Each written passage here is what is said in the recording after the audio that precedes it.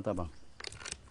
La illallah wallahu akbar subhanallah walhamdulillah wa la ilaha illallah wallahu akbar subhanallah walhamdulillah wa la ilaha illallah wallahu akbar subhanallah walhamdulillah ولا إله إلا الله والله أكبر سبحان الله والحمد لله ولا إله إلا الله والله أكبر سبحان الله والحمد لله ولا إله إلا الله والله أكبر سبحان الله والحمد لله ولا إله إلا الله والله أكبر سبحان الله والحمد لله ولا إله إلا الله والله أكبر سبحان الله والحمد لله ولا إله إلا الله والله أكبر سبحان الله والحمد لله ولا إله إلا الله والله أكبر بسم الله الرحمن الرحيم الحمد لله رب العالمين وصلى الله وسلم على سيدنا محمد خاتم الأنبياء وحبيب رب العالمين إن أصدق الحديث كتاب الله وخير الهدي هدي رسول الله صلى الله عليه وسلم وشر الأمور محدثاتها وكل محدثة ليس في دين الله بدعة وكل بدعة ضلالة وكل ضلالة في النار فعليكم بالجماعة فإن يد الله مع الجماعة ومن شد بالنار بسند المتصل إلى الإمام Abu Isa Muhammad ibn Isa ibn Saurah At-Tirmidzi rahimahullahu ta'ala wa nafa'ana wal muslimina bi'ulumihi bid-darain amin. Qala rahimahullahu ta'ala babu ma jaa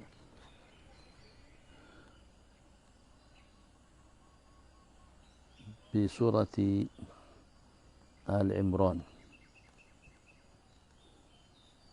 bab yang menjelaskan tentang keutamaan surah Al-Imran.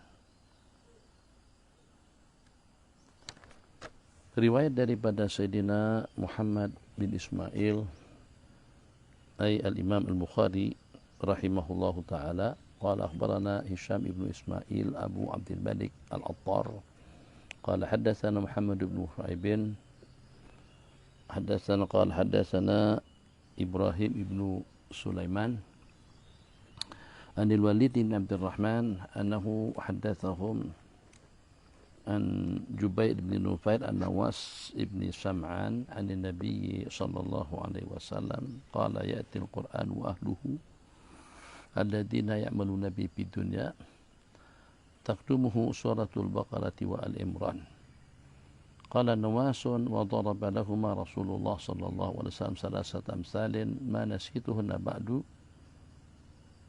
تأتيان كأنهما غيابتان وبينهما شرق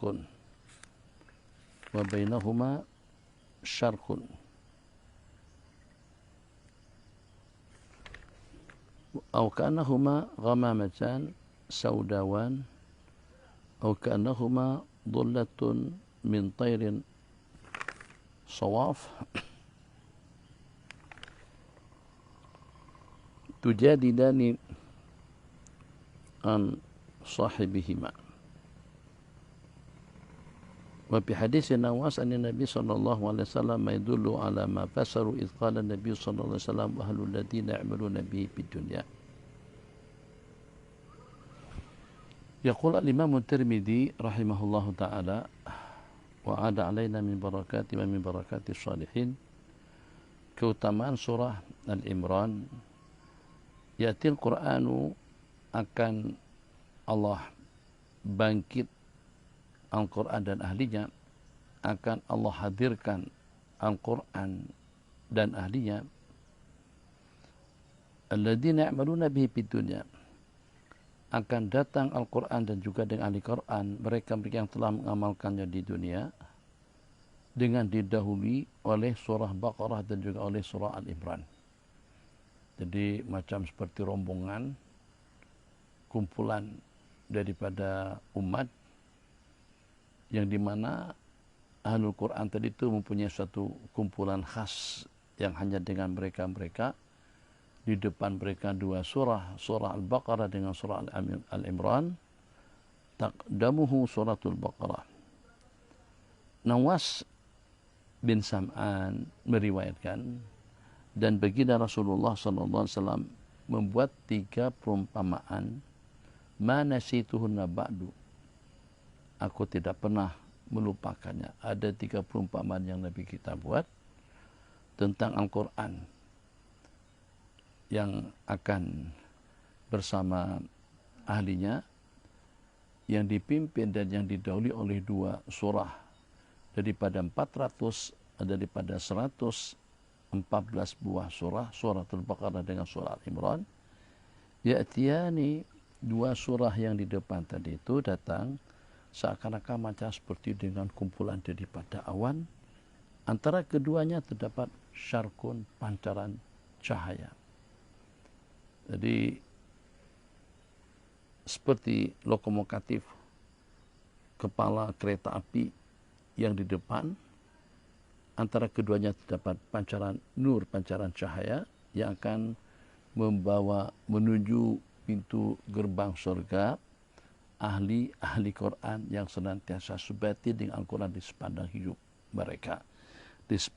mereka. 3 perumpamaan yang Nabi kita sebutkan macam seperti dengan ghayabatan au ka'annahuma ghamamatan, atau seperti dengan 2 awan. Tadi 2 penaung, maaf, ghayabatan atau ghamamatan, maknanya sama. Ghayabatan itu adalah sesuatu yang menaungi seseorang daripada seumpama awan. Ghamamatan artinya sahabatan, sama. Atau macam seperti dengan ghamamatan, 2 awan yang hitam, atau ka'annahuma dhullatun, macam seperti daripada payung daripada burung yang membuka sayap-sayapnya. 2 yang di depan tadi itu tujadilani an sahibihima, membela dan menjadi juru bicara penyelamat daripada orang-orang yang senantiasa selalu membaca dan mengamalkannya. Tujadilani an sahibihima, dia ikut yang kita ketahui, ikut kebiasaan sebagaimana yang kita tahu, ketua rombongan itu selalu berada di depan. Panglima perang, atau juga dengan rombongan daripada Bapak Presiden, rombongan daripada raja-raja, atau juga dalam satu batalion. Maka dalam satu kumpulan yang berada di depan itulah akan menjadi sasaran pertama. Jadi kalau ada roblok, pertanyaan-pertanyaan polis, bukan penumpang yang di belakang yang ditanya adalah driver atau juga dengan yang berada di bagian hadapan. Ada untuk urusan keperluan-keperluan yang diperlukan. Apakah kira-kira dengan kita nanti pada waktu kita singgah, atau pada waktu dengan kita akan mengadakan perjumpaan, atau dengan kita nak buat keputusan seperti apa, maka biasanya pengurus atau juga dengan ketua rombongan, atau katakan saja dengan Amirul Jamaati, itulah akan berurusan. Dia berada di barisan depan. Nah, macam itulah juga dengan suratul Baqarah dengan surah Al-Imran yang akan mendebat orang yang senantiasa subati dengan 2 surah tersebut, yang akan membelanya. Tujadilani an sahibihima. Kedua surah tadi itu akan membela orang-orang yang senantiasa selalu membacanya, sehingga dengan dua surah tadi itu akan berjaya membawa peminat dan juga dengan penggemarnya masuk ke dalam surga. Riwayat berikutnya juga daripada Imam Bukhari, qala Abdullah bin Mas'ud, ma khalaqallahu min sama'in wala ardin a'zama ayatan min ayatil kursi. Tidak pernah Allah ciptakan langit dan bumi yang lebih agung daripada ayat kursi. Imam Sufyan As-Tsauri menyatakan, sebab karena ayat kursi itu adalah kalamullah. Wa kalamullah, dan firman Allah, wahyu Allah itu lebih besar daripada langit dan bumi. Itu hubung kait antara hadis yang diriwayatkan dengan isi kandungannya mengenai surah atau dengan ayat al-kursi itu lebih agung daripada langit dan bumi. Ma khalaqallahu min sama'in wala ardin. Kita dapat melihat dan juga dapat menyimak dengan mata kepala kita masing-masing seperti apa agungnya atau seperti apa besarnya langit dan bumi. Jadi sejauh mata kita melihat itu ternyata bukan semuanya telah dapat dilihat. Sejauh mata kita memperhatikan ternyata belum semuanya dapat kita perhatikan. Sejauh kemampuan kita mengamat ternyata tidak semuanya teramati. Ini baru dunia yang tidak dapat dibandingkan sedikit pun ukuran besarnya itu dengan kursi, macam juga perbandingan antara kursi dengan arasy Allah Jalla Jalaluhu. Sebesar dunia, sebesar langit dan bumi. Ternyata Nabi kita bersabda, surah Al-Baqarah yang terdapat di dalamnya ayatul kursi, itu dengan ayat kursinya saja dari sejumlah sekian ciptaan Allah, ternyata ayat kursi lebih besar daripada langit dan bumi. Qala ma khalaqallahu min sama'in wala ardin. Allah tidak pernah menciptakan daripada langit dan bumi yang lebih agung daripada ayat al-kursi. Kalau seperti itu keagungan, kemuliaan, kehebatan ayat al-kursi yang merupakannya dalam sepatah ayat saja, tapi dia merupakan seafdal dan semulia, seagung-agung ayat di dalam Al-Quran. A'zamu ayatin, sebesar-besar ayat di dalam Al-Quran itu adalah ayat Al-Kursi. Kalau dia lebih besar daripada dunia.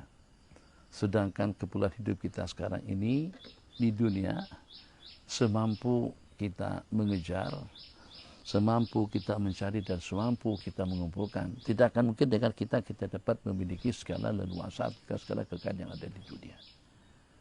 Seperti apapun kehebatan manusia dalam memerintah, dalam berpolitik, dalam berekonomi, dengan kemampuan yang tidak ada tandingannya, sejak daripada hari dia dilahirkan sampai mati sekalipun tidak akan mungkin dia dapat memiliki dunia dengan isi-isinya. Tapi ternyata dunia dengan segala isi-isi yang tidak dapat kita miliki tadi itu, ini baru di bumi, belum lagi dengan ke langit. Leluasa langit itu lain lagi. Untuk di dunia saja, atau untuk di permukaan bumi saja, kita tidak akan mampu untuk menyukat, menghitung dan juga memastikan berapa-berapa dengan kekayaannya, berapa-berapa dengan bilangannya, berapa-berapa dengan kemewahannya, berapa-berapa dengan keindahannya, berapa-berapa dengan kecantikannya, berapa-berapa dengan kelengkapannya, itu tak dapat dihitung dengan angka. Ayat kursi lebih agung daripada bumi, lebih agung daripada langit. Tidak ada dengan langit, tidak ada dengan bumi yang Allah ciptakan yang lebih agung daripada ayat al-kursi.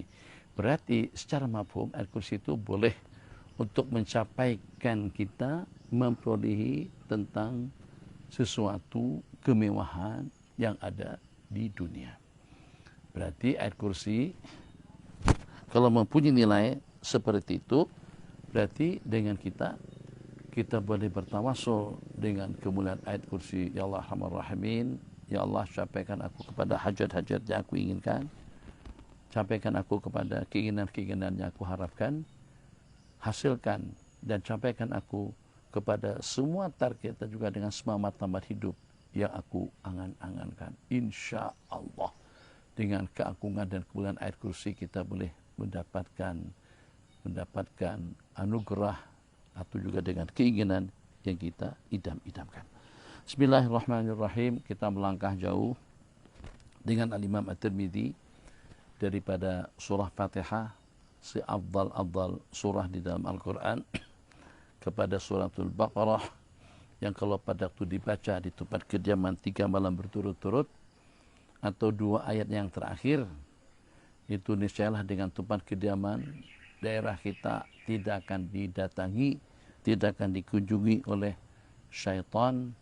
Rasanya tidak salah kalau kita mengistinbat, kalau kita menghubung kaitkan, kalau kita natabarak dengan surah Baqarah di suatu tempat yang COVID-19 tinggi ketara di kawasan mana saja.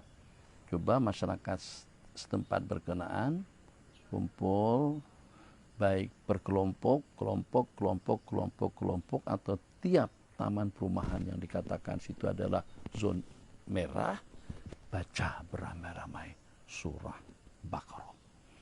Dia akan menghalau setan daripada tempat kediaman. Ya Allah, kami bertawassul dengan kemuliaan surah Baqarah yang mampu untuk menghalau setan daripada tempat kediaman, halau juga COVID-19, halau juga semua yang membahayakan masyarakat, halau juga itu dengan virus coronanya atau dengan kuman dan juga dengan bakteri dan juga dengan penyakitnya. Tawassul bil Qur'anil Karim, suatu perkara yang sewajarnya dengan kita, di mana dengan kehidupan kita di dunia, sebelum dengan kehidupan kita dikaitkan dengan makanan, dengan minuman, dengan pakaian, tempat kediaman, dengan kendaraan dan lain sebagainya, kita telah dikaitkan kehidupan kita ini dengan ayat-ayat Allah Jalla Jalaluh, dikaitkan hidup kita dengan ibadah.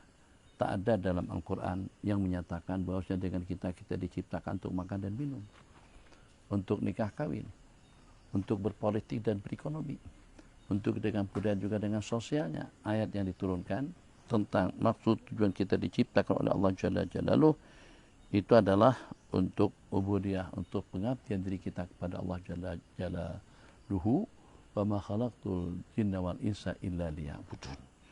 Itu hubung kait antara kehidupan dengan ibadah yang segala-galanya Allah ciptakan, yang segala-galanya Allah peruntukkan untuk manusia agar dengan kita leluasa mengubudiyahkan diri kepada Allah Subhanahu wa taala. Maka kalau matlamat dan target dengan kita diciptakan itu adalah untuk ibadah, berarti ibadah yang itu adalah merupakan matlamat, yang itu adalah merupakan tujuan, itu adalah merupakan hikmah, sir, rahasia dengan kita diciptakan oleh Allah Jalla Jalaluh, maka dia tidak luput, maka dia tidak lepas daripada sebagai asbab agar terantisipasi diri kita daripada segala-galanya. Kenapa? Sebab hidup kita dengan ibadah berarti Al-Quran, ibadah berarti zikir, ibadah berarti tawajuh, ibadah berarti al-khudu', pasrah, taslim, tafwid kepada Allah Jalla Jalaluh.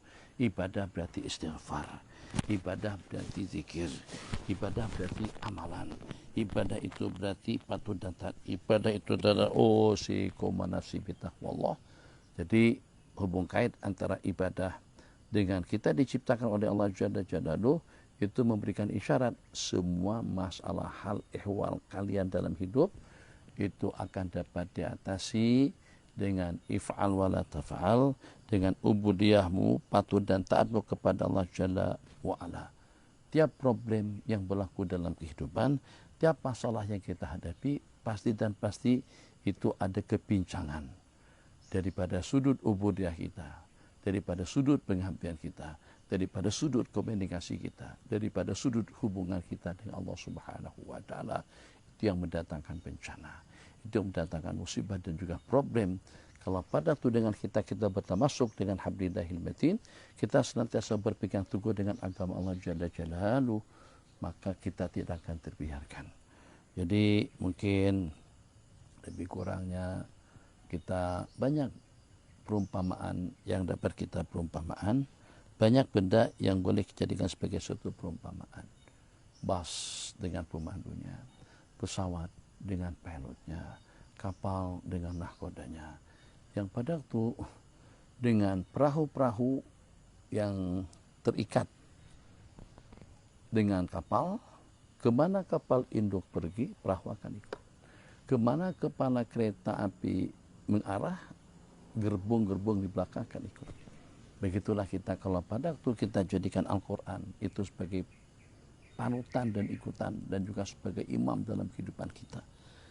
Dia akan membawa kita kepada kebahagiaan yang abadi, membawa kita masuk ke dalam surga, dan itulah rahasia hadis yang diriwayatkan, man ja'ala al-Qur'an amamahu qadahu ila jannah.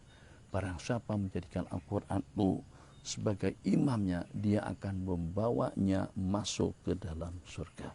Kalau kita boleh masuk surga karena mengimamkan Al-Quran, karena Al-Quran kita jadikan sebagai imam, panduannya Al-Quran, wahyunya Al-Quran, nasihatnya Al-Quran, bimbingnya Al-Quran, rahasianya Al-Quran, itu kena tersemat dan terpatri berpangkalan di dalam kalbu, di dalam diri pribadi kita masing-masing. Jadi kalau kita melihat daripada beberapa kejadian, memang suatu perkara yang tidak dapat dirasionalkan. Tapi kita pada peristiwa Badar, jumlah bilangan pasukan yang hanya 313 orang, kuda hanya setakat 2 ekor, onta hanya setakat dalam 80-an, persenjataan serba kurang, tapi macam mana boleh menang? Karena dengan mereka meletakkan Allah, dengan wahyu Allah, dengan perintah Allah, dengan kehendak Allah itu di depan daripada segala-galanya. Pada waktu dengan kita menjadikan hirbal, pada waktu dengan kita menjadikan tanaman, dunia, ekonomi itu sebagai pemacu dan juga sebagai kepala yang akan membuat kita kepada satu tujuan, kepada satu destinasi, itu yang menyebabkan dengan kita gagal sampai untuk kita memperolehinya. Sebab karena kita bergantung kepada selain Allah. Perlu dengan kita meletakkan ketergantungan kita, keterikatan kita, tawajuh kita, harapan kita hanya kepada yang satu, supaya yang satu itu tidak cemburu. Oke, Abi bagian satu perumpamaan sederhana, mudah-mudahan ini dapat memberikan suatu masukan, panduan hati kepada tiap insan yang hidup atas permukaan bumi ini, tanpa membeda-bedakan antara jawatan dengan jawatan. Kira-kira kalau pada waktu dengan kita ada staf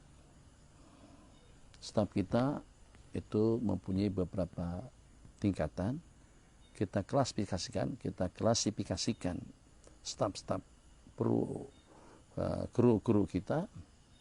Pertama mungkin kita sebut dengan timbalan mudir, timbalan kepada direktur satu perusahaan, atau dalam dunia pemerintahan yang menjadi timbalan kepada Perdana Menteri.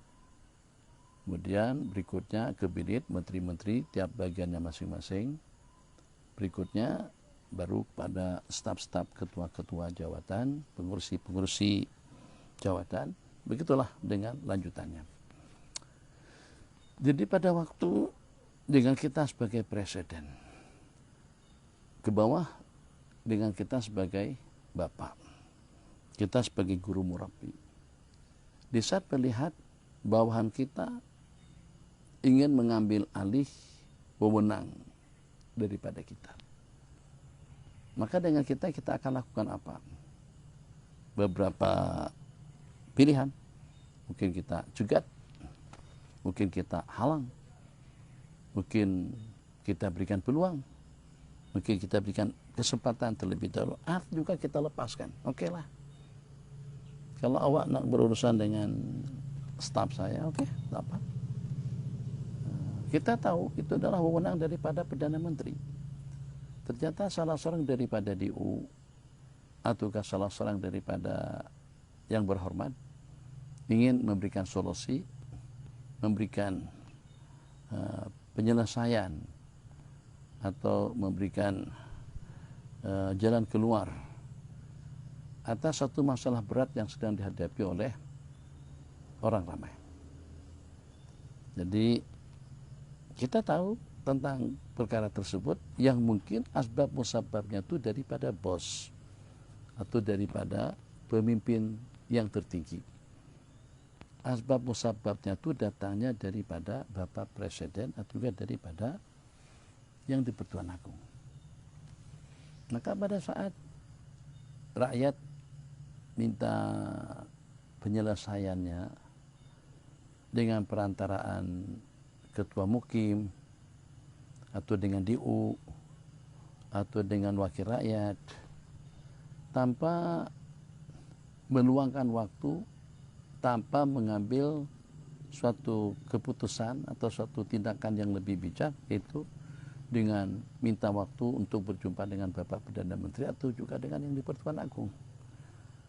Agak-agaknya dengan kita yang mengetahui tentang perkara itu, kita sebagai yang di Pertuan Agung atau kita sebagai presiden, ternyata orang kampung minta selesaikan urusan mereka dengan DO, sedangkan masalah itu sangkut pautnya dengan atasan, sangkut pautnya dengan kita. Tiba kita instruksi, jangan ikut campur tangan tentang urusan aku, itu aku yang punya wewenang. Tiba dengan kita biarkan. Dan pada saat ketika kita tahu pun yang mereka berurusan kepada bawahan kita, orang yang punya perasaan mesti tersinggung. Dia tak boleh selesaikan. Dia tidak boleh, sebab itu bukan wewenang dia. Dia kerdil. Dia bukan ahlinya. Dia bukan orang yang profesional. Gimana dengan kita nak minta bantuan kepada seseorang yang bidang keahlian itu dalam mekanik, dia sebagai pomen, minta dengan kita minta agar dia dapat memperbaiki handphone kita yang rusak. Kita ada di situ. Kita buka kedai handphone untuk servis, tukar tambah, beli baru, dan juga terima barangan yang berkenaan dengan dunia komunikasi. Samping kita jual part-part kereta, motor, dan juga dengan mesin air dan lain sebagainya. Kira-kira dengan kita tersinggung tak kalau pada waktu dengan seseorang datang kepada kedai atau kepada yang keahlian dan bidang itu berkenaan dengan kereta. Dalam hati kamu bawa handphone, bawa jam tangan, peralatan komunikasi, kamera digital, dan yang sejenisnya kepada orang yang sumpah beda tidak akan selesai, sebab itu bukan bidang dia. Itu yang pertama. Dengan kita cuek, tak kisah, tak peduli. Mungkin juga dengan kita merasa tersinggung, sebab itu dengan orang membelakangi kita. Itu bukan wewenang dia. Oke, bagus. Bagaimana kalau pada waktu dengan kita pergi, kita dengan asisten kita. Ternyata pada masa kita sampai di satu tempat, justru yang dihargai, yang dimuliakan, yang diambil kira ucapan dan juga dengan perkataannya, itu adalah asisten kita. Ya ima karena dia tidak mengenal kita, ima karena dia tidak pedulikan kita. Ima dia tidak mengenal kita, pasti dan pasti masalah tidak akan selesai, sebab dia tidak boleh berbuat apa-apa, staf kita. Ya ima dengan dia kenal kita tapi tidak hiraukan kita, itu membuat kita jadi tersinggung. Kalau kita saja tersinggung pada saat bawahan kita mengambil alih wewenang leluasa yang kita miliki, agak-agaknya dengan bahasa tersinggung juga tak Allah pada waktu kita membelakangi Allah untuk kita mengatasi urusan kita. Kamu tuh berada di dalam dunia aku, hidup dengan rohnya aku, hidup dengan organ, bagian-bagian yang ada pada anggota, dari ujung ke ujung semuanya aku yang cipta.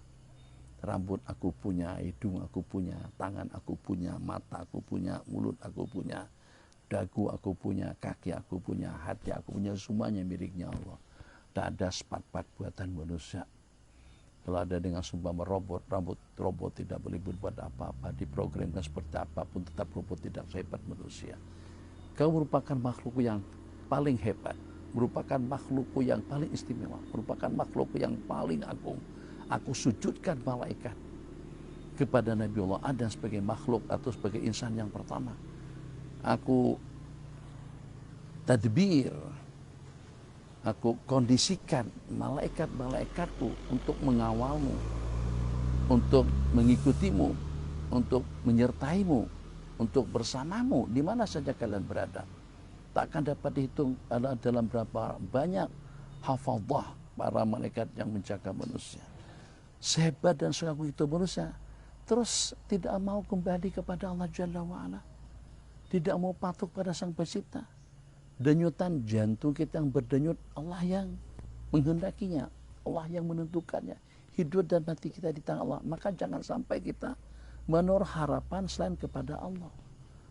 Jangan sampai kita terhijab daripada Sang Pencipta disebabkan karena asbab, disebabkan karena wasaid, perantara atau dengan connection-connectionnya. Jangan sampai dengan kita lupakan Allah, karena pada itu dengan kita beraksi atau bermuamalah dengan makhluk-makhluk ciptaan Allah Jadalu. Tak ada halangan, tak ada sekatan, tidak ada aturan, dan juga tidak ada ketetapan yang dengan kita tidak boleh meminta, yang dengan kita tidak boleh berdoa, yang dengan kita tidak boleh memohon. Kita manusia yang paling kerdil pun tetap diperkenankan untuk beramal dengan ud'uuni astajib lakum, uzkuruni azkurkum. Semua yang diberikan kepada para nabi-nabi dan rasul itu juga Allah tawarkan, Allah berikan sebagai peruntukannya juga kepada kita sebagai makhluk.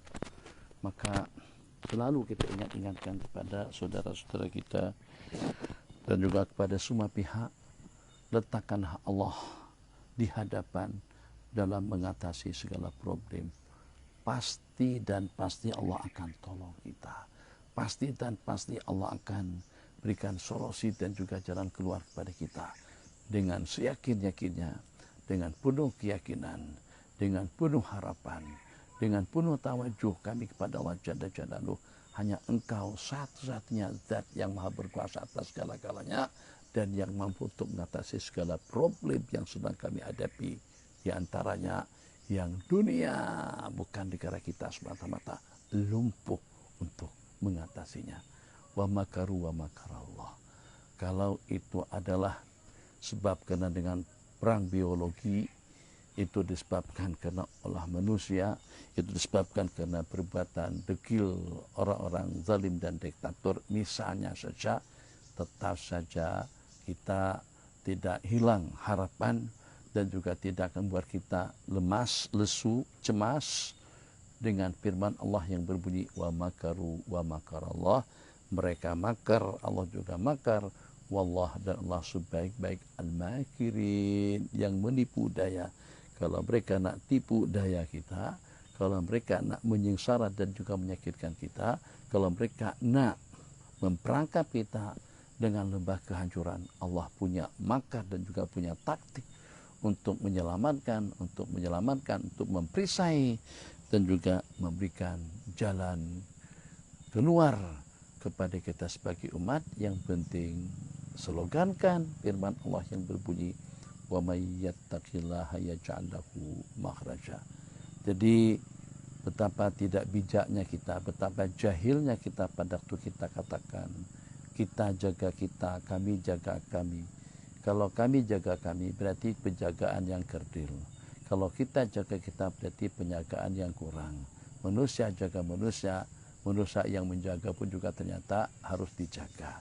Manusia yang menjaga pun juga memerlukan penjagaan. Manusia jaga manusia, kita jaga kita. Siapa yang dijaga? Kita jaga kita, kita jaga kita, atau kita yang kedua jaga kita yang pertama. Kita jaga kita. Yang jaga itu siapa? Kita kepada kita, yang pertama kepada kita yang kedua, atau kita yang kedua kepada kita yang pertama, sama-sama lemah. Yang menjaga tidak luput daripada kelemahan, al-ajaz, dan juga kekurangan.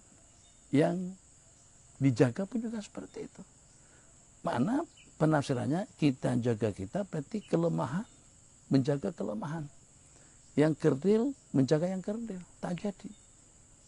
Harus yang menjaga kita itu yang lebih kuat daripada kita. Kenapa orang guna senjata? Ayo. Ini kita guna rasional dengan bahasa sederhana. Kenapa digunakan kamera digital? Sebab kalau dengan kemampuan manusia tidak mampu untuk berinteraksi, untuk berkomunikasi secara langsung. Melainkan kalau kita menggunakan alat.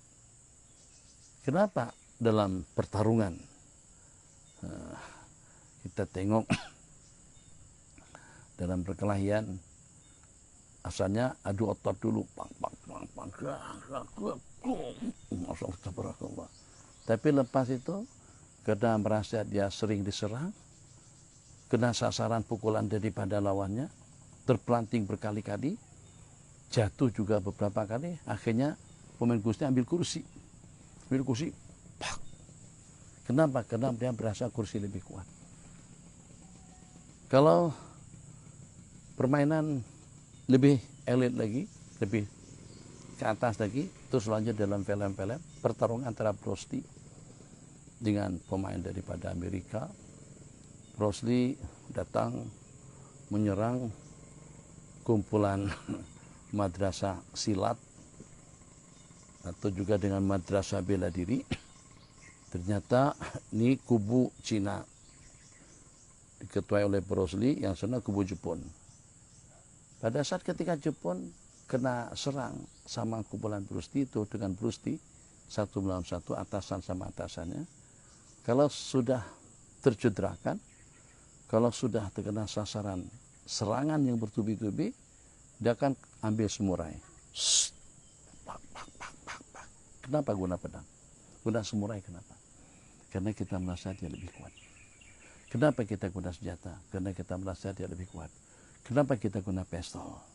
Polis kalau pada sudah diserang sama penjahat, keluar pistol. Kenapa? Karena kita merasa pistol lebih kuat.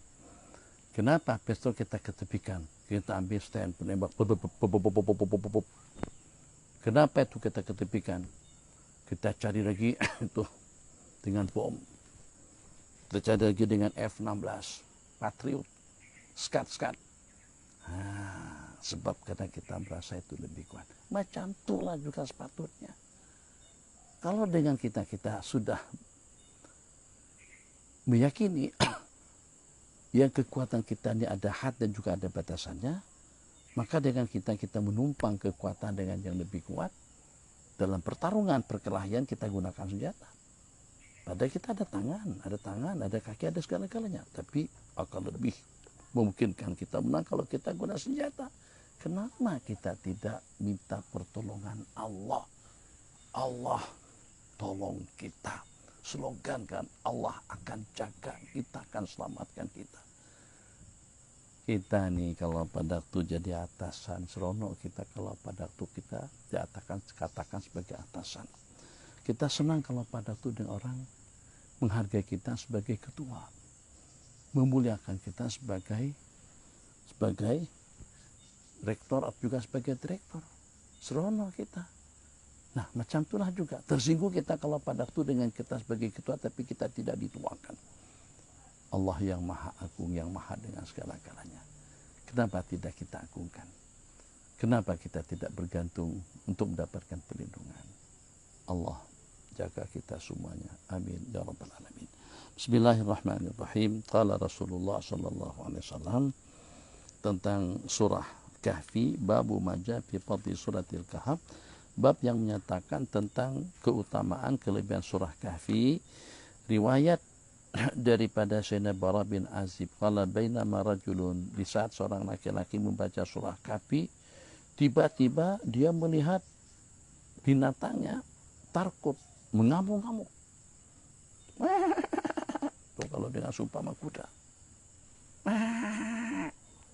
kambing menjerit-jerit. Pada masa seseorang baca surah Kahfi, aku tengok itu dengan dabah, binatang tunggangannya itu takut menyepak-nyepak. Sepak itu bukan sepak ke depan, tapi kalau sepak ke belakang itu apa disebut? Itu mana takut. Jadi asal daripada raqabah bukan menyepak ke depan, nyepak ke belakang itu namanya rakub.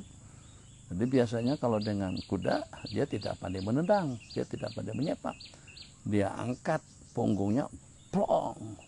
Macam juga dengan lembu, dia angkat belakangnya plong, dia sepak ke belakang, serangan daripada belakang. Jadi aku melihat binatangku takut. Panadhara, terus bila perhatikan, bila amati apa yang membuat kudaku ini menjadi berlari-lari atau bergerak-gerak keras, agresif seperti itu. Tiba-tiba macam seumpama kumpulan awan di atas. Macam seperti dengan kumpulan awan terhimpun banyak. Maka dengan Sayyidina Bara bin Azib atau dengan laki-laki yang membaca surah Kahfi tadi itu datang memberitahukan perkara itu kepada baginda Rasulullah sallallahu alaihi wasallam. Nabi kita bersabda, tilka as-sakinatu, itu adalah ketentraman, itu adalah ketenangan. Tilka as-sakinatu, itu adalah ketentraman. Ada yang mengatakan sakinah di sini adalah makhluk yang dengan perantaran sakinah tersebut hati kita jadi tentram, hati kita jadi tenang, dan juga malaikat bersamanya itu turun bersama Al-Quran. Itu adalah sakinah, ketentraman yang turun bersama Al-Quran, au nazalat, atau diturunkan ke atas Al-Quran. Wa bil babi an Usaid ibn Hudhair, laki-laki berkenan kalau tidak salah itu adalah Sayyidina Usaid bin Hudhair radhiyallahu taala anhu. Bismillahirrahmanirrahim. Riwayat daripada Sayyidina Qatadah daripada Abi Darda radhiyallahu taala anhu anin Nabi sallallahu alaihi wasallam qala, barang siapa membaca 3 ayat daripada surah Kahfi, barang siapa membaca 3 ayat daripada surah Kahfi, alhamdulillahilladzi anzala ala 'abdihi alkitab wa lam yaj'al lahu 'iwaja qayyiman liyunzira ba'san shadidan min ladunhu wa yubashshiral mu'minina alladhina ya'maluna shalihati anna lahum ajran hasana makithina fi abada wa yunzira alladhina qalu takhadallahu walada. Tak sampai situ sudah 3 ayat. Nah, nanti coba tengok Al-Quran untuk lebih pasti. Hadis Hasan Sahih, riwayat Abi Darda. Kita nak tambah senarai amalan-amalan harian kita. Baca 3 ayat yang pertama daripada surah Kahfi. Osima min fitnati dajjal. Akan Allah pelihara dia daripada fitnah dajjal. Fitnah yang paling dahsyat. Tidak ada fitnah sedahsyat fitnatu al-masihid dajjal. Setelah fitnati sakaratil maut dan juga setelah azab jahannam dan azab kubur, itulah fitnatul masihid dajjal. Osima, terpelihara. Masya Allah, tabarakallah. Kawan-kawan tapangkuh, nanti disusun amalan-amalan yang boleh menjadi penyelamat kita daripada segala bencana. Dan coba dengan kita berupaya, berusaha untuk menanamkan atau untuk memulihkan kembali keyakinan-keyakinan yang sudah pudar daripada hati kita dan juga daripada hati orang ramai. Sehingga sampai dengan kita hilang kepercayaan, hilang Allah dalam kehidupan kita, hilang ayat bacaan-bacaan dalam kehidupan kita. Lebih yakin kita dengan usaha ikhtiari daripada kita daripada apa yang Allah tentukan. Seseorang yang membaca 3 ayat yang pertama daripada surah Kahfi akan terpelihara daripada fitnah al-masihid dajjal. Dajjal yang mengaku sebagai Tuhan itu punya leluasa, punya kehebatan top, punya dia punya kelebihan yang Allah lanjurkan kepadanya. Dia punya hebat, begitu dengan bahasanya. Kalau pada saat ketika dengan seseorang itu tidak mau menyembahnya, dia akan bunuh. dan di depan orang ramai, di depan pengikut-pengikutnya, yang dia bunuh itu nanti dia hidupkan kembali hidup. Itu leluasa Dajjal. Selain daripada itu, suatu kekuatan hipnotis, manusia yang terhipnotis seperti keadaan kita sekarang ini, itu kalau pada waktu orang-orang yang beriman tidak mau ikut Al-Masih Dajjal, mengatakan kamu kafir, kamu adalah pembawa musibah, pembawa bencana, kamu adalah makhluk yang dilaknat, yang dikutuk oleh Allah Jalla wa'ala, yang kami diperintahkan untuk minta perlindungan daripada kamu. Dan juga dengan baginda dan para nabi-nabi terdahulu telah mengingatkan pengikut-pengikutnya tentang fitnah Masih Dajjal. Kalau dia berkata seperti itu, Dajjal pergi, yang walaupun orang tadi itu tidak beriman, harta kekayaan orang itu akan ikut. Boleh bayangkan, kalau pada saat dengan kita sekarang tidak mau ikut satu aliran, tidak mau ikut satu pemahaman, tidak mau ikut satu organisasi, tidak mau ikut satu parti politik, apakah kira-kira anak bini kita, harta kekayaan kita akan ikut dia? Berjalan, kereta berjalan, rumah berjalan, duit keluar, lari terbang menuju Dajjal. Wah, itu dahsyatnya. Nabi kita bersabda, harta kekayaan seseorang itu akan pergi mengikutinya, akan pergi menyertainya. Siapa? Ad-Dajjal. Kalau pada itu seseorang itu tidak mau beriman. Ternyata fitnah Dajjal yang begitu sadis, yang membawa manusia masuk ke dalam neraka murka Allah Jalla Jalaluhu, bukan murka manusia tapi murka Allah, teratasi dan terperiksa diri seseorang yang membaca 3 ayat yang pertama daripada surah Kahfi. Baca Fatihah jangan tidak dibaca, penyelamat. Ayat kursi jangan tidak dibaca, penyelamat. 2 ayat yang terakhir daripada surah Baqarah jangan tidak dibaca, juga penyelamat. Tambahan lagi 3 ayat yang pertama daripada surah Kahfi pun juga penyelamat. Dan yang paling menyelamatkan daripada tiap yang menyelamatkan itu kalau pada saat kita mendapatkan keselamatan daripada Allah. Dan tidak akan kita dapatkan keselamatan daripada Allah kecuali kalau pada waktu kita pasrah kepada Antas salam, innahus salam, Allahumma antas salam. Kau zat yang maha sejahtera, zat yang maha selamat. Wa minkas salam, dan daripada engkaulah datangnya kesejahteraan dan keselamatan. Wa ilaika ya'udus salam, dan kepada Allah lah akan kembalinya kesejahteraan dan keselamatan.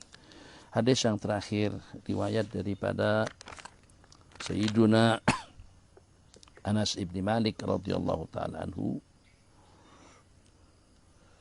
qala, telah bersabda Rasulullah sallallahu alaihi wasallam, idza likulli syai'in qalba wa qalbul Qur'an Yasin. Tentang fadilah surah Yasin, tiap segala sesuatu itu ada hati. Tiap segala sesuatu ada hati. Hati Al-Quran itu adalah Yasin. Hati yang merancang, hati yang mencadang, hati yang merenung, hati yang berpikir, hati yang memerintah anggota tubuh ini tidak lebih daripada rakyat. Hati itulah sebagai raja, yang atas perintah raja lah bergeraknya anggota tubuh manusia. Maka barang siapa membaca surah Yasin, kataballahu lahu biqiraatihi, Allah akan tulis ganjaran pahala kepada orang yang membaca surah Yasin. Itu sama seperti membaca Al-Quran sebanyak 10 kali. Maksudnya membaca Al-Quran 10 kali tanpa surah Yasin. Membaca surah Yasin sampai habis sama seperti kita membaca 10 kali Al-Quran tanpa Yasin. Qala kataballahu lahu biqiraatihi, qiraatul Quran maksudnya pahalanya 10 maratin. Ini menunjukkan atas suatu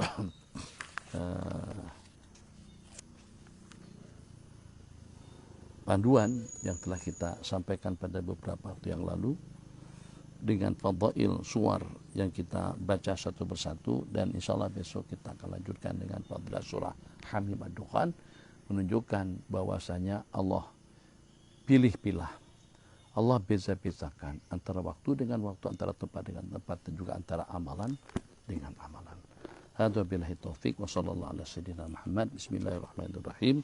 kita kembali dengan Sayyiduna Al-Imam Jalaluddin Asyuti rahimahullahu ta'ala, di mana tajuk perbincangan kita kemarin membicarakan tentang aulawiyatuhu, tentang perkara-perkara awal yang dilaksanakan oleh Sayyidina Abi Bakr As-Siddiq radhiyallahu ta'ala anhu, sampai kepada beliau sebagai orang yang pertama yang mendapatkan tunjangan ikramiyah, gaji peruntukan daripada Baitul Mal, juga daripada kaum muslimin, yaitu gaji Sayyidina Abi Bakr As-Siddiq radhiyallahu ta'ala anhu adalah 2.500, selain daripada makanan dan pakaian. Dan juga kemarin dengan kita dikejutkan dengan wasiat beliau kepada Sayyidatuna Aisyah radhiyallahu taala anha agar mengembalikan al-liqhah, itu dengan onta yang digunakan untuk diperas air susunya, jabnah itu dengan seumpama baldi besar atau seumpama tes dulang besar, 2. Kemudian yang ketiga itu adalah qati'ah. Wal qati'atu allati kunna nalbasuha, jenis kain selimut yang kita gunakan untuk keperluan kita. 3 itu Sayyidina Abu Bakar pesan kepada Sayyidatuna Aisyah agar dikembalikan kepada Amirul Mukminin atau kepada orang yang memerintah selepas belum meninggal dunia nanti. Gimana kira-kira kalau ternyata kita dapat seumpama rumah, villa, kereta mewah, peruntukan dan lain sebagainya, yang hanya seperti itu saja, yang tak ada nilai langsung, di samping dia ada second hand dan dipakai lama, itu pun belum merasa bersalah kalau pada waktu belum menahannya. Kembalikan itu kepada mereka. Sampai Umar jadi menangis, sedih. Ini akan membuat kita jadi susah. Maksudnya kalau kita nak mengikuti gaya yang semacam itu akan membuat kita jadi susah untuk kita mengembalikan barang yang diberikan oleh pemerintah untuk keperluan kita selama kita berpuasa. Wa akhraj Ibn Abi Layla wa akhraj Ibn Abi Dunya an Abi Bakr ibn Hafs qala Abu Bakar lamah tudira, berkata Sayyidina Abu Bakar pada waktu dalam keadaan nasa kepada Sayyidatuna Aisyah radhiyallahu ta'ala, ya bunayya, hai anakku, inna wulina amral muslimin falam na'khud lana dinaran wa nadirhama. Kita telah menerima amanah daripada kaum muslimin yang dengan kita tidak mengambil dinar dan dirham daripada mereka. Maksudnya tidak mengambil dinar dan dirham daripada orang ramai, tapi peruntukan itu daripada Baitul Mal, yang dengan peruntukan tersebut tidak hanya beliau yang dapat, kaum muslimin pun juga mendapatkannya. Kalaulah beliau ada kelainan, tidak lebih daripada dengan jumlah lebih 500 daripada yang mereka dapatkan. Walakin akan tapi dengan kita memakan min jarisi ta'amihim, daripada makanan mereka yang kasar di perut kita.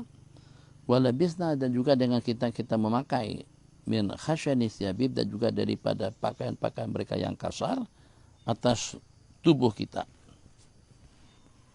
ala zuhurina.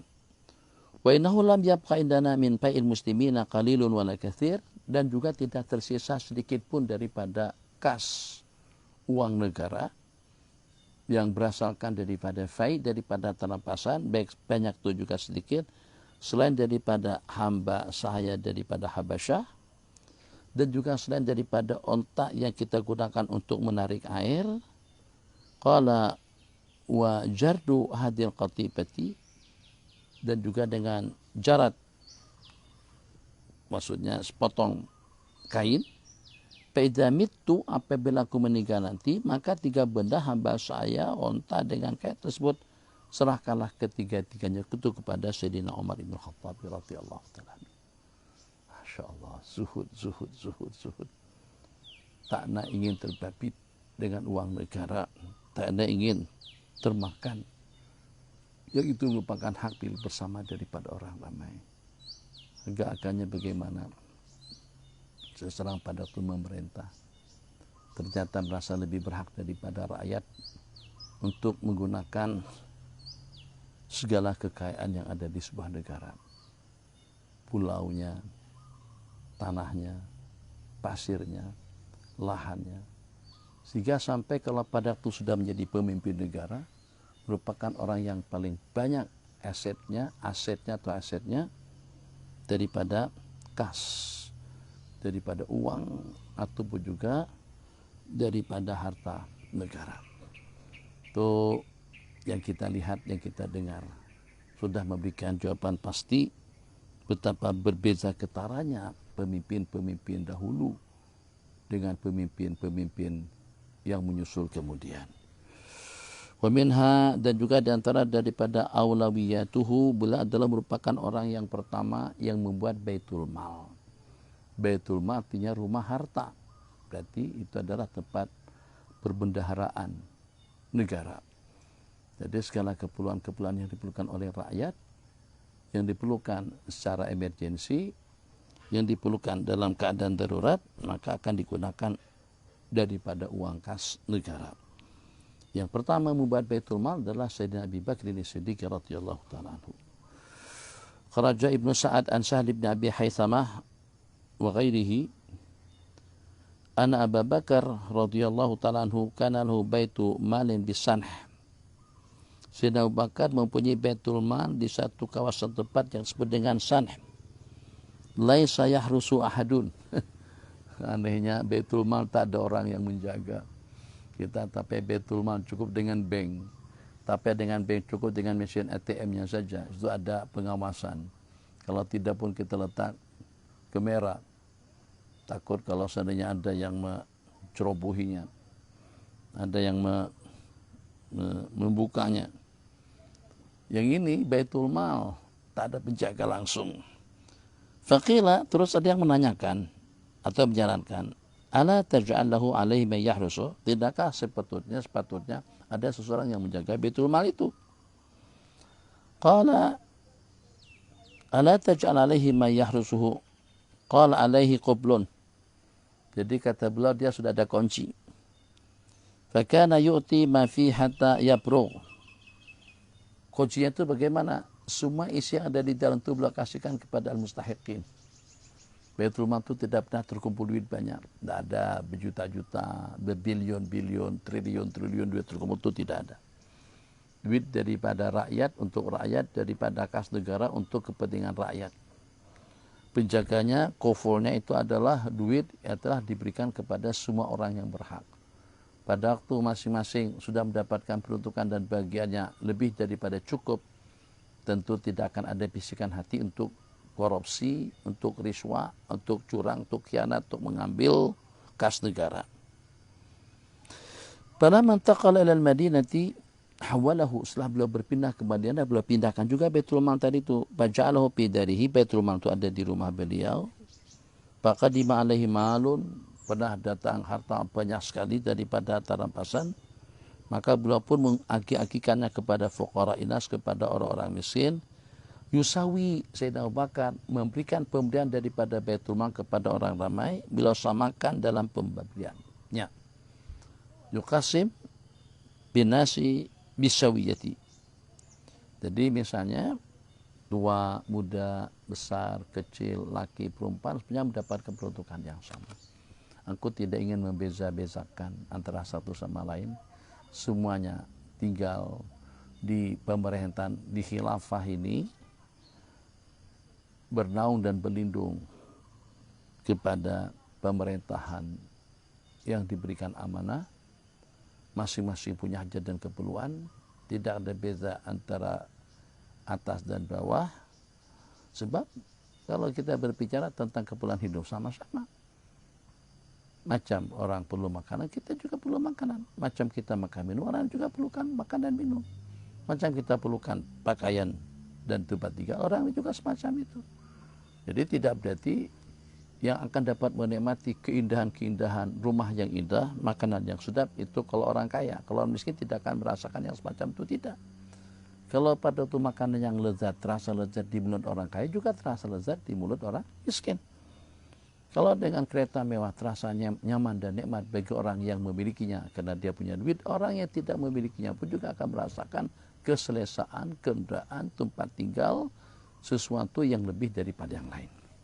Kalau begitu, elok pemberian diberikan secara sama rata. Itu prinsip Sayyidina Abu Bakar, memberikan pemberian daripada Baitul Mal dengan tidak membeda-bedakan antara kumpulan dengan kumpulan, antara individu dengan individu, baik itu di kalangan ahli Badar, ahli Baitur Ridwan, atau juga dengan kaum muslimin lainnya. Qala fayusawi baina nasi bil qismi wa kana yashtari al-ibila wal khayla was silah, dan beliau juga membeli onta, kuda dan senjata, terus beliau gunakan itu di jalan Allah. Washtara qatta'ifah, dan beliau membeli beberapa potongan kain. Atabiha minal badiyati, beliau dapatkan qata'if, jamaah daripada qatifah, itu daripada desa. Terus beliau bagi-bagikan beberapa potong kain tadi itu kepada wanita-wanita tunggal, ibu-ibu tunggal Madinah. Falamma tufiya Abu Bakrin radhiyallahu anhu wa dufina da'a Umaru al-Umana wa dakhala fi baiti mali Abi Bakrin. Setelah Sayyidina Abu Bakar meninggal dunia, maka Sayyidina Umar panggil beberapa orang yang paling amanah, orang-orang yang paling jujur. Ngapain? Untuk masuk ke rumah Sayyidina Abu Bakar, membuka, melihat, mengira dan menghitung kekayaan yang ada di Baitul Mal, yang rumah beliau jadikan sebagai Baitul Mal pada saat ketika itu. Minhum, diantara daripada mereka yang masuk, Sayyidina Abdurrahman bin Auf, Sayyidina Utsman bin Affan. Kenapa? Sebab supaya jangan sampai ada kecurigaan. Nah, ini juga perlu. Jadi misal seperti pada waktu dengan kita masuk ke rumah seseorang, atau pada waktu dengan kita menerima bag daripada seseorang yang katanya di dalam itu ada duit, patut duit itu dibuka dulu, dihitung dulu supaya nanti kita tidak jadi mangsa dituduh, mangsa tuduhan. Duit itu semalam 3 juta, bukan 2,5 juta, mana 500-nya. Nah, tapi kalau pada waktu amanah diserahkan kepada kita dan kita buka, jadi orang pada tahu. Sebelum memerintah, ini sekarang sebentar lagi pelantikan kabinet, maka yang bakal akan jadi menteri elok masing-masing menyatakan tentang aset kekayaan yang mereka miliki. Ada berapa kereta, ada berapa buah rumah, ada berapa simpanan, ada berapa uang tunai, ada dalam berapa bank yang menyimpankan duit dan kekayaannya. Supaya jangan sampai nanti mungkin orang yang tidak pernah tahu tentang kita, tengok kita pakai kereta mewah, dikira itu adalah punya kerajaan. Atau dikira dengan sesuatu udah curang dan khianat dengan menyalahgunakan uang negara. Nah, supaya jangan sampai berlaku perkara-perkara seperti itu, elok. Maka pada saat kita menerima amanah, pada waktu kita masuk ke rumah seseorang, jangan kita bersendirian yang masuk. Jam itu juga kalau pada waktu kita sebagai pakar spesialis penyakit puan, jangan dia bersendirian yang masuk ke ruang pemeriksaan kita. Jadi dia harus ada teman yang menemaninya. Harus ada mahram yang menyertainya kalau dia tidak datang dengan suaminya. Jangan suaminya dihalang masuk. Silakan suaminya masuk. Supaya kita jadi tidak berdua-dua dengan perempuan. Supaya jangan sampai kita jadi perangkap setan yang walaupun kita insya Allah akan terjaga daripada perkara haram, tapi atas bisikan daripada setan boleh terbabit. Nah, jadi gimana kalau tak ada siapa-siapa? Biar pasien itu masuk ke ruang pemeriksaan kita, ima dengan pintu terbuka, ima kita minta salah satu daripada pekerja kita untuk menemaninya. Supaya ada saksi yang menyaksikan. Supaya dengan kita tidak jadi sasaran fitnah, tuduhan oleh sesiapa saja. Maka Sayyidina Umar masuk dengan beberapa orang umana, dengan beberapa orang kawan. Di antaranya Sayyidina Abdurrahman bin Auf. Bapak tahu Baitul Mal, mereka buka Baitul Mal, gudang duit tadi itu. Ternyata lam yajidu bi syai'an. 1 dinar dirham pun tak ada, kosong. Dapat duit hak negara, kas negara dah diberikan pada mereka-mereka yang memerlukannya. Tidak tersisa sedikit pun. Qultu wa bihadan asar, dengan sanad yang tadi itu menolak perkataan Imam Al-Askari Imam Al-Asakir Al-Askari dalam kitab Al-Awail, ada sebuah kitab Al-Awailul Imam Ibn Asakir yang menyatakan orang yang pertama yang membuat Baitul Mal itu adalah Sayyidina Umar Ibn Khattab radhiyallahu ta'ala anhu.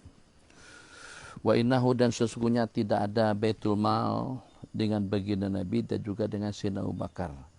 Itu telah aku tolak, telah aku debat dalam kitabku yang telah aku tulis dalam kitab Al-Awail. Kitab Al-Awail yang ditulis oleh Al-Imam As-Suyuti namanya Muhadharatul Awail. Muhadharatu Al-Awail. Summa ra'aitu Al-Askari, kemudian saya tengok Imam Ibn Asakir atau Al-Askari tanabbaha, sedar di tempat lain daripada kitab berkenaan, dan seraya mengatakan inna awwala man waliya baital mal, orang yang pertama yang menangani, yang mengurusi Baitul Mal di zaman Sayyidina Abu Bakar itu adalah Sayyidina Abu Ubaidah ibn al-Jarrah, aminu hadhil ummah. Wa minha qala al-Hakim awwalu laqabin fil Islam laqabu Abi Bakrin Atik, orang yang pertama yang mendapatkan julukan gelar sebagai Atik, Atikullah atau Atik sahaja, itu adalah Sayyidina Abu Bakar. Atas beberapa alasan, atas beberapa penafsiran, Atik itu artinya jamil, artinya tampan dan cantik. Karena ketampanan dan kecantikan Sayyidina Abu Bakar akhirnya mendapatkan julukan sebagai Atikullah. Atik juga maknanya adalah yang lama. Jadi Baitul Atik itu tempat yang paling awal. Jadi karena mengingat beliau adalah orang yang pertama masuk Islam, maka beliaulah yang paling layak untuk mendapatkan julukan sebagai Atikullah. Atau Atik itulah orang yang dibebaskan, karena beliau dibebaskan Allah daripada api neraka. Awalul laqabin fil Islam luqiba adalah awalul laqabin fil Islam laqabu Abi Bakrin radhiyallahu ta'ala anhu Atik. Faslun akhraja Syekhan an Jabir bin Abdullah radhiyallahu ta'ala anhu maqala qala Rasulullah sallallahu alaihi wasallam law jaa malul bahrain, kepada Sayyidina Jabir, kalau seandainya Nabi kita bersabda datang harta al-Bahrain yang ibu kotanya Manama sekarang ini, dan salat Jumatan yang pertama dilaksanakan di Madinah, selain daripada kota Madinah itu di Juwata, adalah di Al-Bahrain. Nabi kita bersabda, kalau datang harta kekayaan daripada Bahrain ke Madinah ini, aku akan memberikan kamu hakata. Aku akan raupkan untuk kamu hakata wa hakata. Falamma jamalul Bahrain, setelah harta Bahrain itu sampai ke Madinah. Tapi selepas Nabi kita wafat, bukan pada Nabi kita masih hidup. Qala Abu Bakrin, man kana lahu inda Rasulillah sallallahu alaihi wasallam dainun aw idatun, sesiapa saja yang ada memberikan pinjaman hutang di zaman baginda Nabi pada waktu Nabi kita masih hidup, atau yang mendapatkan idah janji daripada beliau, sesiapa saja yang ada utang piutang indah hudain, atau yang mendapatkan janji daripada baginda Rasulullah SAW, palyatina, hendaklah datang menjumpai aku. Pagi itu, maka aku pun datang, kata Sayyidina Jabir bin Abdullah radhiyallahu ta'ala anhuma, dan aku memberitahukan tentang ucapan daripada baginda Nabi, kalau datang malul Bahrain, aku akan berikan kepada kamu hakada wa hakada. Qala khud. Bukan diberikan, kata Sayyidina Abu Bakar, ambil je. Tumpukan emas, uang dinar dan dolar dan juga dengan kekayaan lainnya, ambil je. Qala khud. Fa'akhadtu, maka aku pun mengambilnya, aku pun meraupnya. Fawajadtuha khamsami'atin. Ternyata dengan laupanku tadi itu hanya dalam 500-an. Fa'atani alpan wa khamsami'atin, maka kemudian beliau berikan kepadaku alfan 1.500. Jadi ngambil sendiri. Ternyata tidak lebih banyak daripada yang diambilkan oleh Sayyidina Abi Bakar radhiyallahu ta'ala anhu dalam 20 menit. Ahbabana fillah, saya masih berada di kawasan kebun atau taman di sebelah kiri rumah, tapi masih tetap kenyamukan. Tapi taklah senyamuk semalam tu. Tadi Abi tanya anak-anak, nanti ada nyamuk lagi kah? Ada beli obat nyamuk tak? Kalau tak ada kita nak bakar. Katanya ada yang menasihatkan itu dengan bekas yang kita gunakan untuk peletakan telur itu kalau dibakar itu juga boleh menghalau nyamuk. Jadi kata anak-anak tak ada nyamuk bi. Anak-anak dah dulu lama di sini, 2, 3, 4 bulan. Tak ada nyamuk. Nyamuk tu dia kalau pada waktu musim sedang. Kalau terlampau panas dia tak ada. Kalau pada waktu sejuk juga dia tak ada. Lepas hujan dia tak ada. Ternyata masih juga ada nih. Tadi ada 1 ekor saya matikan.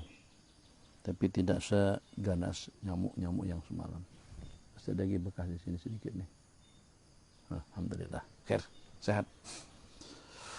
Faslun fi nubadzin min hilmihi wa tawadhu'ihi, pasal yang menyatakan tentang beberapa rangkaian cerita ketabahan, ketawadhu'an Sayyidina Abi Bakr As-Siddiq radhiyallahu ta'ala anhu.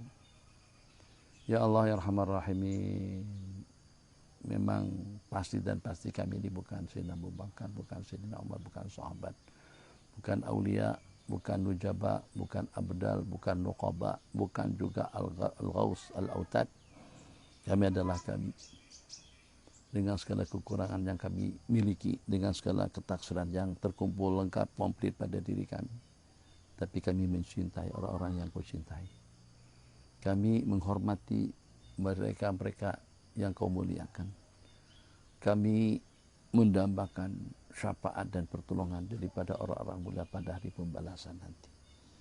Tidak terkecuali dengan insan yang kami pelajari manaqibnya pada petang hari ini, Sayyidina Abi Bakr As-Siddiq radhiyallahu ta'ala anhu, yang akan menjadi penghulu para ahli syurga, sayyidu syuyukh untuk generasi tua. Tapi di akhirat tidak ada yang tua, semuanya pada usia 33 tahun, semuanya pada usia yang subaya. Tapi generasi tua itu maksudnya generasi yang tua di dunia. Kalau nanti di akhirat semuanya jadi remaja, semuanya jadi anak-anak muda. Yang untuk di kalangan orang tua Sayyidina Abu Bakar, untuk di kalangan anak-anak remaja Sayyidina Hasan dan Husain radhiyallahu ta'ala anhuma. Kami sangat-sangat mencintai mereka, secara khusus insan yang menjadi teman baginda dalam perjalanan hijrah. Yang pertama percaya dan mengucapkan 2 kalimat syahadah, dan juga yang menemani baginda di dalam gua Thor pada masa hijrah, dan juga yang menginfakkan seluruh harta kekayaan kepada baginda tanpa mensisakan sedikit pun daripada harta dan keperluan. Ya Allah ya Rahman Rahimin. Yaqul nubas dalam beberapa jumlah. Nubas jamak daripada nubzah. Nubzah artinya jumlah daripada rangkaian cerita yang menunjukkan atas ketabahan dan kesabaran dan ketawadhuan Sayyidina Abu Bakar. Akhraj Ibn Asakir an Unaisah radhiyallahu ta'ala anha qalat nazala bina Abu Bakrin 3 sinin qabla yustakhlab wa sanah ba'da mastakhlab. Qala nazala bina, telah turun berdomisili, maksudnya bertempat tinggal Sayyidina Abu Bakar di tempat kami 3 tahun sebelum memerintah, 3 sinin qabla yustakhlab wa sanah, dan 1 tahun setelah beliau memerintah.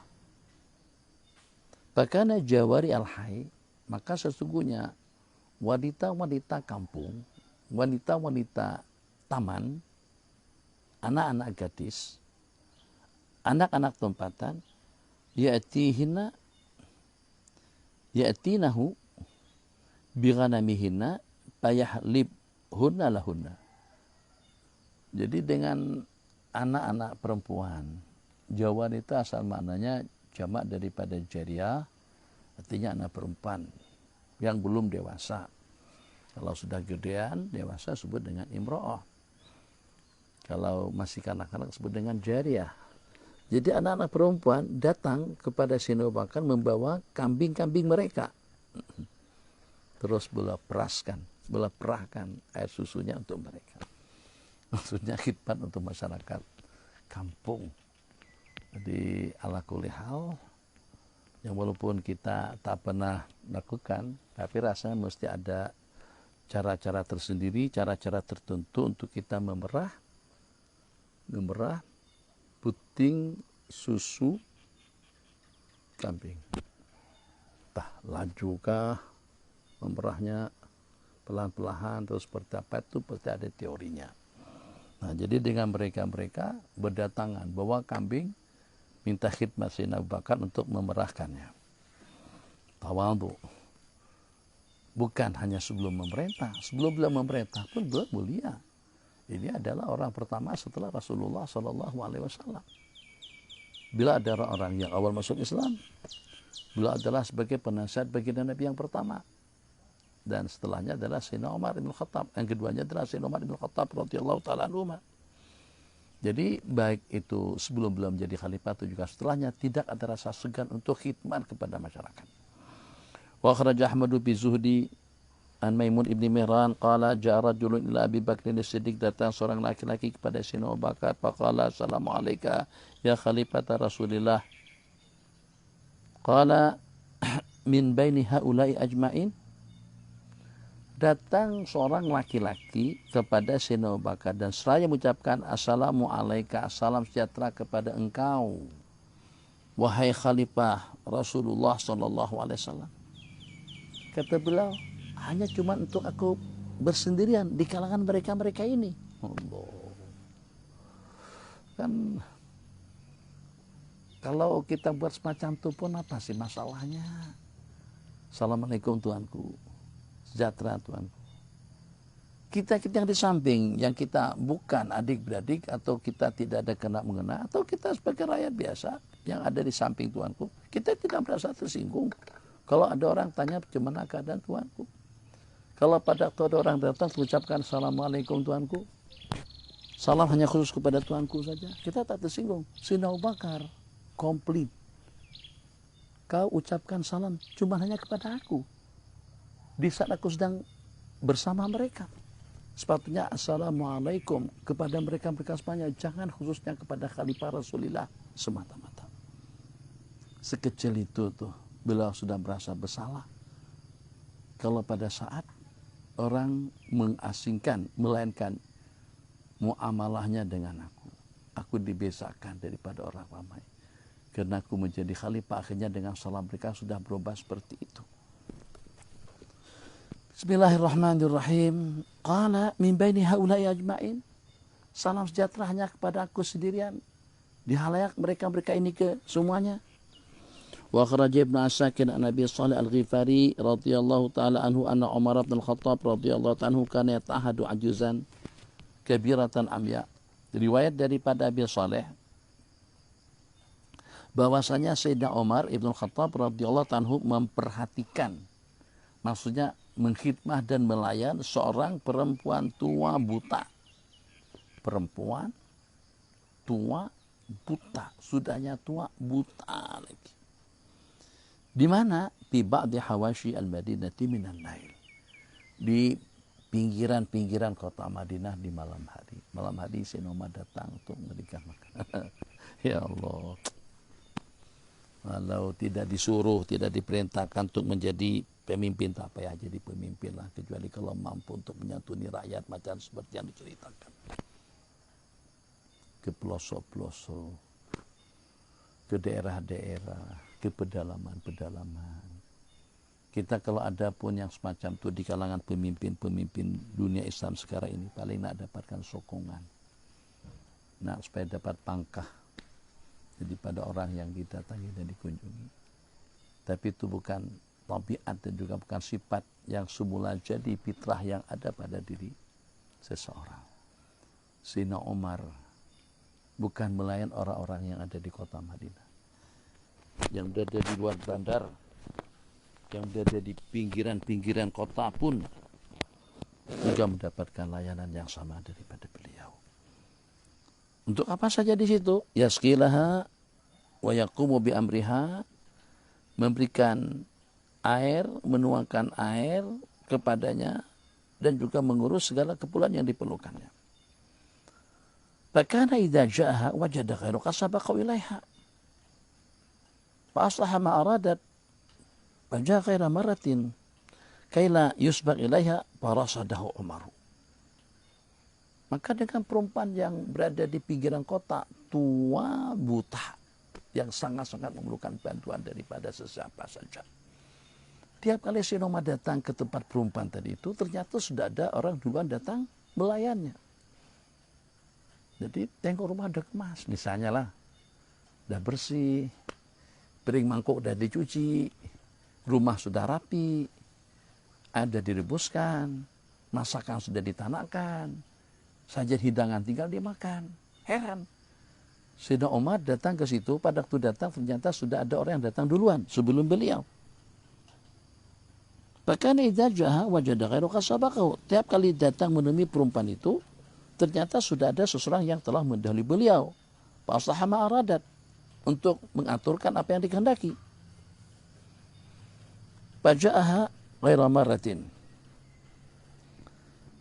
Beliau datangin, beliau temukan perkara itu dalam berkali-kali. Qala fa aslaha ma aradat faja'aha ghaira marratin kaila yasbiqu ilaiha. Maka beliau datang berkali-kali, usaha dan upaya agar tidak ada orang yang mendahului beliau. Qala farasadahu Umaru. Pada suatu ketika Sayyidina Umar datang awal sekali, nak mengintip. Bukan jadi SB. Kita sekarang kalau jadi pengintip, jadi SB untuk memudaratkan orang. Ini pengen mau tahu siapa yang khidmah kepada orang. Farasadahu Umaru. Maka diintip oleh Sayyidina Umar, siapa kegerangan laki-laki yang datang sebelum aku?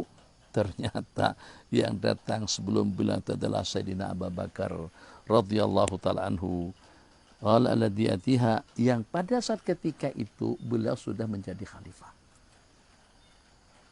Kawan-kawan semua, cumana tegama Syiah untuk melaknat, mencerca, mencaci dan mengkafirkan Sayyidina Abu Bakar yang punya akhlak. Ini gerimis nih. Jadi waktu kita tinggal dalam 8 menit. Kalau agak lebat, saya akan lari. Jadi ada salah seorang selalu saja mencerca, mencaci maki Imam Abu Hanifah dan Nu'man.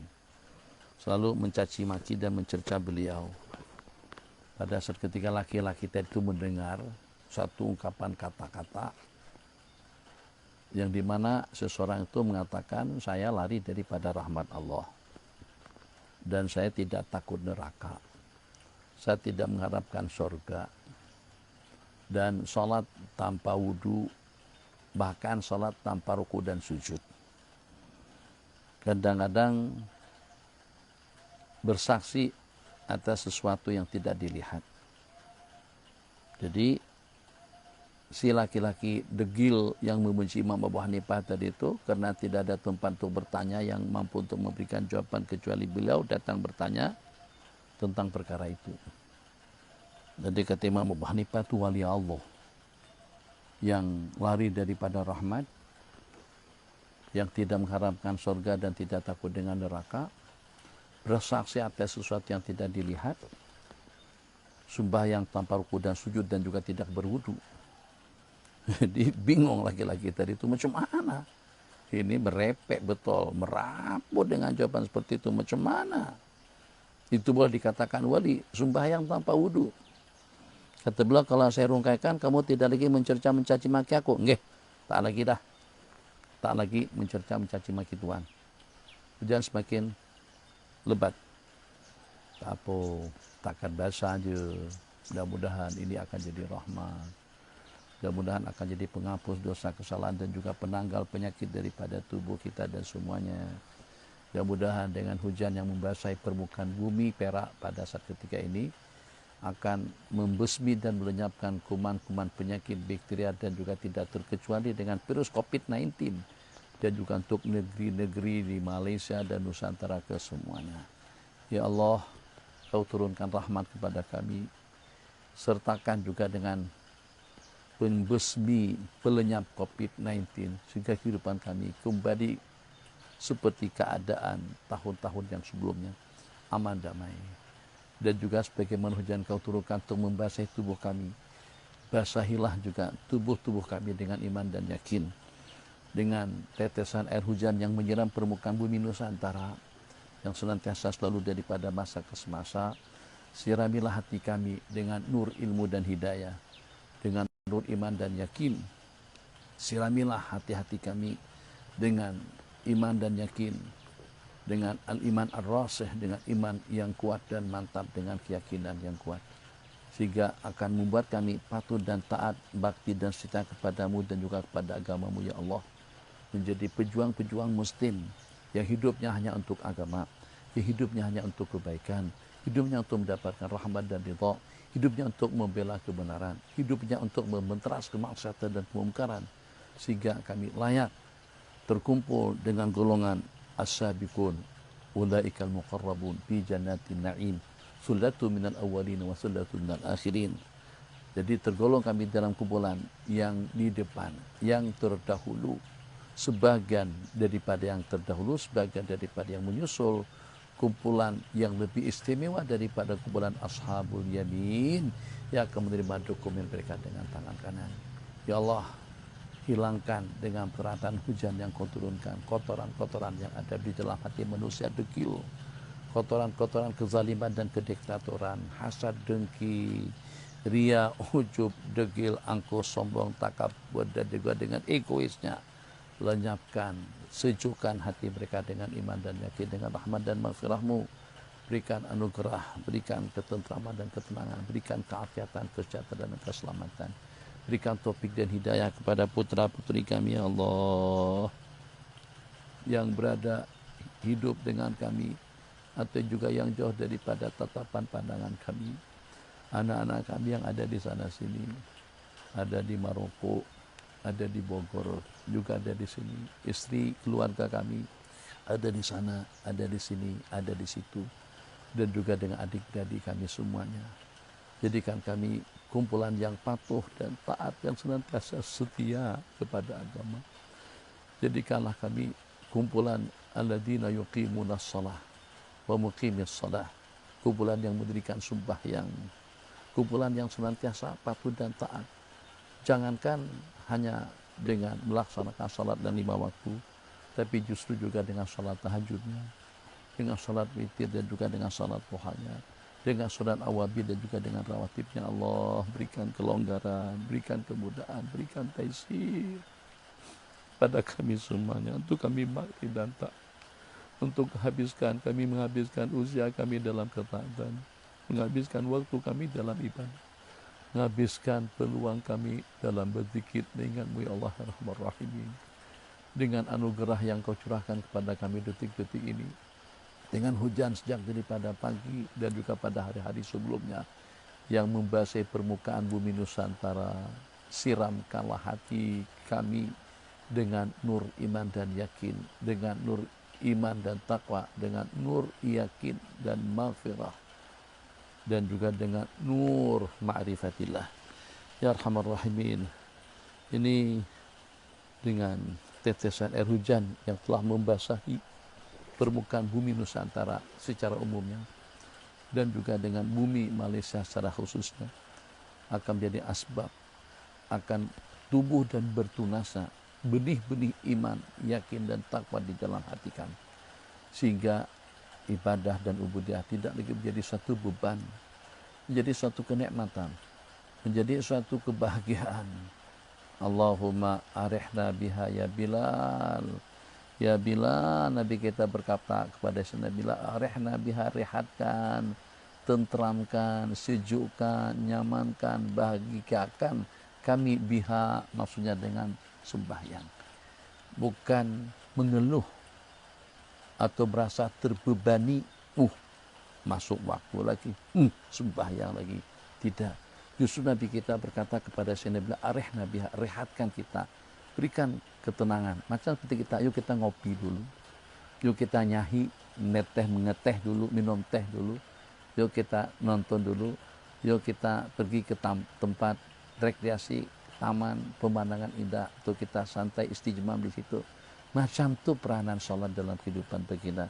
tenangkan, tentramkan, senangkan hati nurani dan juga jasmani kita dengan as-salah. Kita inginkan lampiasan yang semacam itu. Ya Allah Arhamar Rahimin, Kau telah janjikan kepada kami mustajabur doa indah salas, doa diijabahkan dalam keadaan 3 perkara. Doa diijabahkan oleh Allah Jalla Jalaluhu pada 3 perkara atau dalam 3 keadaan. Satu, inda iltihamil kita, pada saat ketika pasukan lagi berkecamuk di medan perang. Dan kedua, inda iqamati shalah, pada saat ketika salat didirikan. Dan yang ketiga, inda nuzulil ghais, saat ketika hujan turun. Sekarang hujan telah Kau turunkan kepada kami tanpa berjabi basah sedikit. Tetap kami meminta, memohon, bermunajat, ya Allah Arhamar Rahimin, selamatkan jasad yang sebatang kara ini daripada gangguan COVID-19 secara khusus, dan juga daripada segala gangguan penyakit, dan juga daripada segala gangguan dosa, kesilapan, dan kesalahan. Anak-anak kami, putra-putri, besar kecil, tua muda, di mana saja mereka berada, tidak terkecuali suami-suami kami, istri-istri kami, adik-beradik kami, sanak saudara kami, muslimin dan muslimat di mana saja mereka berada. Berikan pelindungan, rahmat dan maghfirah, inayah dan penjagaan yang sempurna. Ya Arhamar Rahimin, para penuntut, para pelajar tafakuh, i'dad, tahfiz, pelajar-pelajar ABI, peminat dan penggemar pengajian ABI di mana saja Anda berada, di mana saja Anda berdomisili, dengan ahli keluarga, akan senantiasa selalu mendapatkan taisir, kemudahan, taufik, inayah, jika kalian menjadi generasi masa depan, menjadi ulama duat mustaqbal. Jadi syababul yaum menjadi ulama al-ghad, pemuda-pemuda sekarang akan menjadi duat ulama masa depan. Didoakan juga kepada kalian agar sejahtera, selamat, bahagia. Allah berikan dia ingatan yang kuat, dengan kemampuan menyampaikan yang baik, dengan sopan santun dan juga dengan peradaban yang baik, dengan akhlak yang baik, berjaya dunia akhirat. Anak-anak di semuanya, santri-santri di semua yang berada di Bogor, yang ada di Mahat Maki Kucing, yang ada di Sabah, Ar-Raudhah, yang berada di Seremban, yang berada di Johor, Luang, yang berada di Anur, yang berada di seluruh Nusantara, yang pernah bertalaki ilmu dan yang tetap bertalaki ilmu dengan Abi dan juga dengan para alim ulama.